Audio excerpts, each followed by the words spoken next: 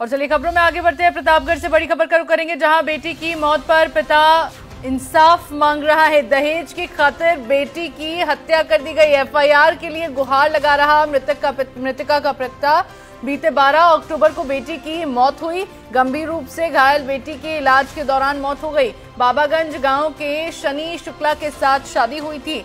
पति, सास और ससुर पर दहेज उत्पीड़न में हत्या का आरोप लगाया गया है। मामले की जांच पुलिस कर रही है और संग्रामगढ़ थाना इलाके का ये पूरा मामला है। तो प्रतापगढ़ से ये बड़ी खबर आपको बता दें, जहां पर दहेज की खातिर बेटी की हत्या कर दी गई। अब पति, सास और ससुर पर दहेज उत्पीड़न को लेकर आरोप लगाया जा रहा है। एफआईआर के लिए गुहार लगाई जा रही है। मृतका का जो पिता है वो गुहार लगा रहे हैं, अपनी बेटी की मौत पर इंसाफ की मांग कर रहे हैं। गंभीर रूप से घायल बेटी की इलाज के दौरान मौत हो गई। दरअसल दहेज उत्पीड़न का ये मामला, जिसमें बेटी को काफी चोटें आई। जब बेटी गंभीर रूप से घायल हुई तो इलाज के लिए अस्पताल में भर्ती करवाया गया और उसी इलाज के दौरान बेटी की मौत हो गई।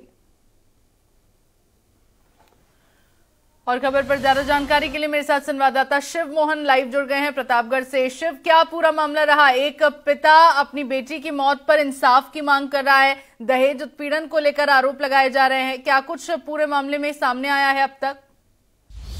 देखिए, सरकार लगातार इस बात के लिए कर्तव्यशील है और लगातार ऐसे दावे किए जाते हैं कि महिला उत्पीड़न से संबंधित, चाहे वो दहेज उत्पीड़न के मामले हो या अन्य अपराध हो, उसके लिए सरकार सख्त है और लगातार अफसरों को निर्देश दिए जाते हैं कि आप इस मामले में कोताही न करें। लेकिन प्रतापगढ़ का एक ऐसा मामला है जहां 12 अक्टूबर को संग्रामगढ़ इलाके में, जहां समतपुर बाबागंज गांव में शनि शुक्ला के साथ लालगंज इलाके की रहने वाली अर्पिता की शादी हुई थी और अर्पिता को पुलिस बता रही है कि एक्सीडेंट हुआ था, लेकिन घर वाले आरोप लगा रहे हैं कि उसकी हत्या कर दी गई, जहां कुंडा अस्पताल में उसकी मौत हुई थी इलाज के दौरान।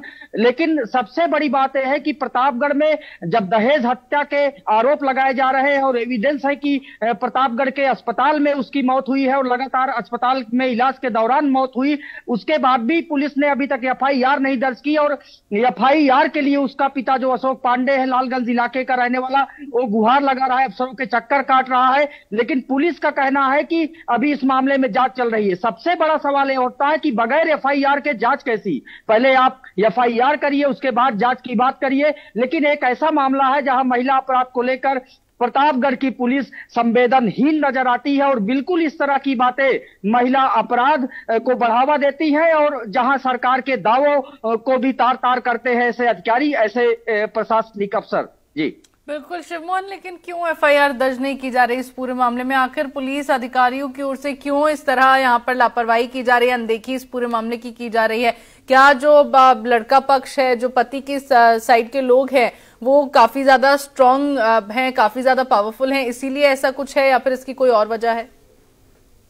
देखिए, ज्यादातर पुलिसिंग जो होती है कहीं की भी, चाहे यूपी की खास करके पुलिस और प्रतापगढ़ में, जब बहुत से आप एसपी ऑफिस देख लीजिए तो वहां तमाम ऐसे शिकायती पत्र आते रहते। जैसे पीड़िता का पिता भी आया, वहां उसने गुहार लगाई। हालांकि एसपी ने एफआईआर दर्ज कराने की बात करी है और जल्द ही एफआईआर दर्ज होने की बात की जा रही है। लेकिन सबसे बड़ी बात यह है कि थानों से लगातार सुनवाई नहीं की जाती और खास करके दहेज उत्पीड़न के मामले में बिचौलिए सक्रिय हो जाते हैं स्थानीय स्तर पर, जिसकी वजह से बिल्कुल रसूख का प्रयोग होता है और असरदार लोग होते हैं जिनके खिलाफ पुलिस ऐसी कार्रवाई नहीं करती है और इस मामले में भी ऐसा ही हो रहा है। फिलहाल जो पीड़िता का पिता है वो लगातार चक्कर काट रहा है। उसने जब सुनवाई में भी अपनी समस्या बताई है, पोर्टल तक पर शिकायत की है, शासन से गुहार लगाई है कि उसकी एफआईआर दर्ज की जाए। पुलिस अफसरों का कहना है कि जांच की जा रही, जांच के बाद एफआईआर की जाएगी। लेकिन अब जब ये मामला इंडिया न्यूज के द्वारा पूछा गया कि आप इस मामले में क्या कर रहे हैं, तो अब एफआईआर की बातें सामने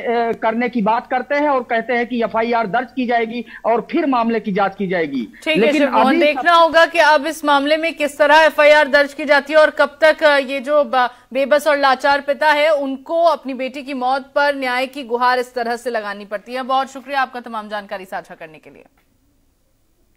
नारायणपुर ग्राम सभा का रहने वाला हूँ, भटनी पोस्ट ऑफिस से, जिला प्रतापगढ़ से। आप हमें दिक्कत बताइए अपनी। दिक्कत हमारी ये है कि हमारे पास 5 लड़कियां हैं और उनकी परवरिश जिम्मेदारी के लिए मेरा यहाँ रहने पे काम नहीं हो रहा। मैं बाहर मजदूरी करता हूँ अपना राजस्थान में, वहाँ रहता था। और अपनी लड़की की शादी 21 अप्रैल 2024 को रूमतपुर के अवधेश शुक्ला के लड़के सनी के साथ किया था। और ये लोग मेरी लड़की को ले गए विदाई करवा के, और उसके बाद दहेज के लोभ में मार दिया मेरी लड़की को। मैं संग्रामगढ़ थाने में 15 तारीख को तहरीर दिया, मेरा कोई सुनवाई नहीं हो रही है।